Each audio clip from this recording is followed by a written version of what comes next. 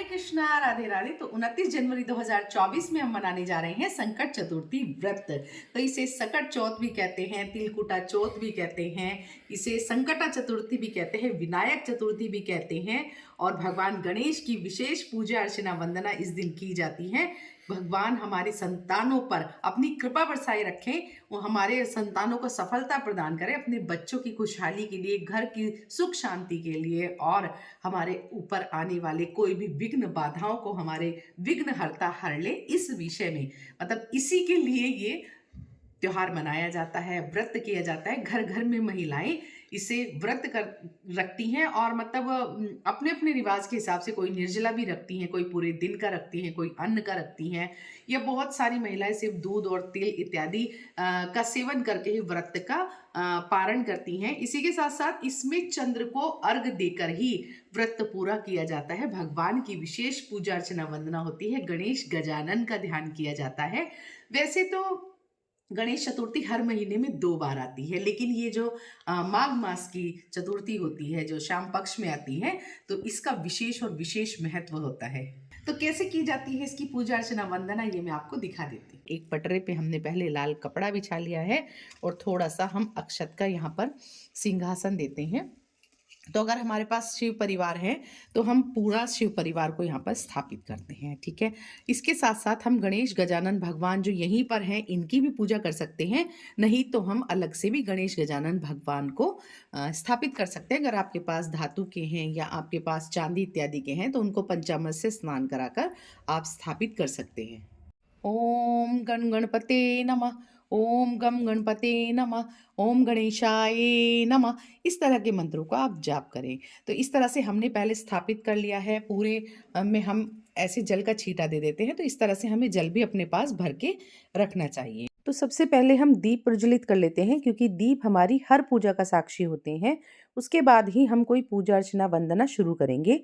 लेकिन हमें दीप को आसन जरूर देना है, चाहे फूलों का, चावल का, या आप किसी प्लेट में भी इसको रख सकते हैं। ओम वक्रतुंड महाकाये सूर्यकोटि समप्रभा निर्विघ्नं कुरु मे देवा सर्वकार्येषु सर्वदा।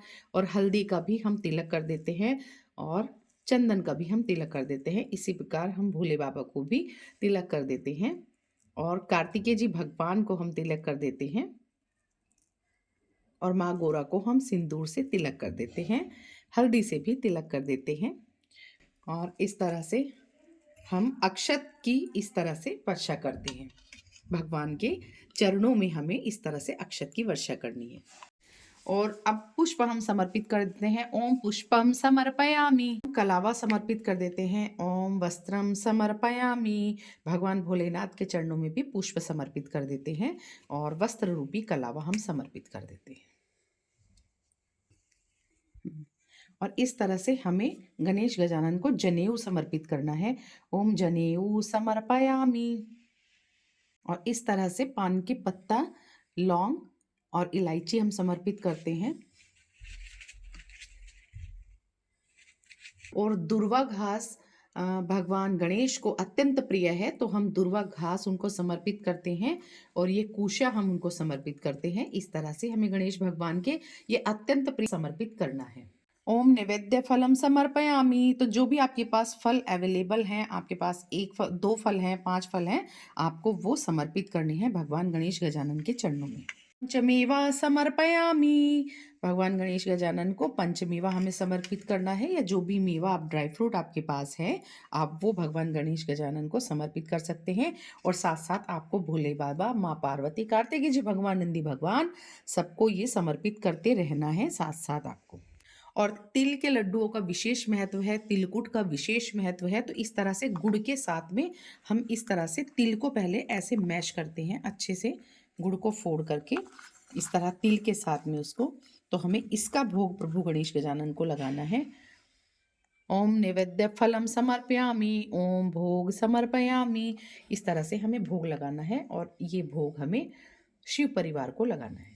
आपने तिल की जो भी मिठाई बनाई है, मतलब तिल के लड्डू इस दिन बनाए जाते हैं, तो तिल के लड्डुओं का या फिर रेवड़ी, मूंगफली इत्यादि जो भी है आपके पास, तिल से बनी हुई गज्जक है आपके पास, उसका आपको भोग लगाना है।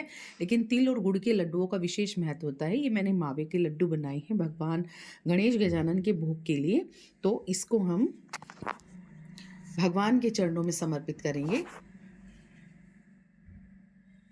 भोग लगाओ मेरे प्रभु, रुचि रुचि भोग लगाओ मेरे प्रभु। तो इस तरह से हमें भगवान भोलेनाथ को, माँ पार्वती को, कार्तिकेय जी भगवान को और नंदी भगवान को, पूरे शिव परिवार को हमें भोग ये समर्पित करना है। और इसके बाद में हमें हाथ में थोड़े से पुष्प और तिल लेकर के, और इस तरह से हमें, और अपना लोटा भर करके और इस तरह मुट्ठी बंद करके हमें संकट चतुर्थी व्रत की कथा सुननी है, कथा कहनी है। तो बहुत सारी कथाएं होती हैं, एक छोटी सी कथा मैं आपको बता देती हूँ। एक बार राक्षसों का और देवताओं का युद्ध हुआ, तो राक्षसों का पलड़ा भारी हो गया और सभी देवता घबरा गए। जब देवता घबरा गए तो वो भगवान भोले शंकर के पास गए। उन्होंने कहा कि हमारी समस्याओं का प्रभु आप निवारण कीजिए। तब प्रभु ने कहा कि आपने दोनों पुत्रों को बुलाया, कार्तिकेय जी भगवान को उन्होंने बुलाया और भगवान गणेश गजानन को बुलाया, और उन्होंने कहा कि आप दोनों में से कौन देवताओं को इस कष्ट से मुक्त कराएगा। तो भगवान हमारे गणेश गजानन तो हैं ही विघ्नहर्ता, तो वो सहर्ष स्वीकार मतलब तैयार हो गए। और कार्तिकेय जी भगवान हैं देवताओं की सेनापति, तो उन्होंने कहा कि मैं सेनापति हूँ, तो सबसे पहले तो मैं ही रक्षा करूंगा। तो उन दोनों में से किसका चयन किया जाए, ये सोचा भगवान भोले शंकर ने कि किसका चयन किया जाए। तो उन्होंने कहा ठीक है, एक मैं आपकी परीक्षा लेता हूँ छोटी सी, जो भी इस परीक्षा में विजेता होगा वही उस राक्षस का वध करेगा। तो भगवान ने कहा कि आप जाओ और पृथ्वी की 7 परिक्रमा लगा करके आओ, और जो पृथ्वी की 7 परिक्रमा सबसे पहले लगाएगा तो वही इस कार्यों को संपूर्ण करेगा। तो अ, फिर कार्तिकेय जी भगवान चले अपने वाहन पर, मोर के वाहन पर सवार होकर, और पृथ्वी की 7 परिक्रमा उन्होंने लगानी शुरू कर दी। लेकिन भगवान गणेश गजानन तो कहीं नहीं गए। तो सब कहने लगे कि आप तो वैसे भी मूषक सवारी आपकी है और आप तो धीरे धीरे चलोगे, तो आप अब तक क्यों नहीं गए, आपको तो बहुत समय लग जाएगा, मोर तो उड़ते उड़ते जल्दी पहुंच जाएगा, तो आप भी जल्दी से जाइए। तो भगवान गणेश गजानन ने क्या किया, उन्होंने अपने माता पिता को बैठा लिया, और भगवान गणेश गजानन ने हाथ जोड़ करके ओम नमः शिवाय का जाप करते हुए अपने माता पिता की 7 परिक्रमा की, और उन्होंने ये कहा कि यही मेरा संपूर्ण जगत है, यही मेरा संपूर्ण संसार है, और मेरे माता पिता के चरणों में ही चारों धाम विराजमान है, मेरी 7 परिक्रमाएं पूरी हो गई। तो ये सब सुनकर सभी देवता हर्ष से भर गए, भगवान भोलेनाथ बहुत खुश हो गए, और भगवान गणेश गजानन ने अपनी बुद्धि का परिचय दिया कि बुद्धि के दाता इन्हें कहा जाता है। तो बुद्धि के दाता हमारे गणेश गजानन भगवान हैं, और फिर उन्होंने राक्षसों का वध किया। तो इस तरह की कथा भी प्रचलित है। तो इस तरह से मतलब हमें कथा कहनी है, और कथा कहने के बाद में इसको हम किसी कटोरी इत्यादि में रख लेंगे, और उसके बाद में जब शाम की हम पूजा अर्चना वंदना करेंगे, आरती करेंगे भगवान की, उसके बाद हमें चंद्रमा को ये अर्घ देना है। और चंद्रमा को निकलने का समय लगभग 9 बजे के आसपास का है। तो आप के शहर में किस समय चंद्रमा निकलेगा वो आप देख लीजिएगा। तरह से चांदी का सिक्का भी हम पानी में डाल के रखेंगे, और जब हम शाम को चंद्रमा को अर्घ देंगे, देखिए चंद्रमा जो हैं वो शुक्र के कारक हैं, तो ये जो चांदी होता है ये भी शुक्र का कारक होता है, तो ये बहुत ही अच्छा माना जाएगा। तो इस जल को हम देंगे, और ये हम कटोरी में रख लेंगे। जब हम चंद्रदेव को अर्घ्य देंगे तो इस तरह से हमें अर्घ्य देना है। ओम चंद्राय नमः, ओम चंद्राय नमः, ऐसे करके हमें छोड़ते जाना है। ठीक है, तो इस तरह से आपको पूजा अर्चना वंदना करनी है। गणेश गजानन भगवान की उनको विराजमान करना है। अगर हो सके तो आप निराहार रहिए, निर्जला रहिए, नहीं रह पा रहे हैं तो फलाहार कीजिए, और शाम को आप भोजन कर सकते हैं, मतलब अन्न का भोजन आप ग्रहण कर सकते हैं। लेकिन आप अपने व्रत का जो पारायण है वो इस तरह से तिल के लड्डुओं से ही करिए। और इस तरह से हमें अग्यारी भी करनी है। तो एक उपला हम जला लेंगे यहाँ पर, और हमें सबसे पहले घी की 5 आहुति देनी है। ओम भूर्भुवः स्वः तत्सवितुर्वरेण्यं भृगो देवस्य धीमहि धियो यो नः प्रचोदयात् स्वाहा। ओम भूर्भुवः स्वः तत्सवितुर्वरेण्यं भृगो देवस्य धीमहि धियो यो नः प्रचोदयात् स्वाहा। ओम भूर्भुवः स्वः तत्सवितुर्वरेण्यं भृगो देवस्य धीमहि धियो यो नः प्रचोदयात् स्वाहा। ओम भूर्भुवः स्वः तत्सवितुर्वरेण्यं भृगो देवस्य धीमहि धियो यो नः प्रचोदयात् स्वाहा। तो इस तरह से आपको 5 आहुति देनी है घी की, और आप सामग्री की भी इसमें आहुति दे सकते हैं, लेकिन जो सबसे ज़्यादा ज़रूरी होता है तो इस पे तिल की आहुति दी जाती है। तो आप ओम गण गणपते नमः, ओम गण गणपते नमः, ओम गण गणपते नमः, ओम गण गणपते नमः, इस तरह से 5 या 7 आहुति आपको गणेश भगवान का नाम लेकर इस तरह से देनी है। और फिर आपकी जब इस 11 से तिल पटकते हैं ना, तो ये बहुत ही शुभ माना जाता है। जय गणेश जय गणेश जय गणेश देवा, माता तेरी पार्वती पिता महादेवा, एक दंत दयावंत चार भुजाधारी,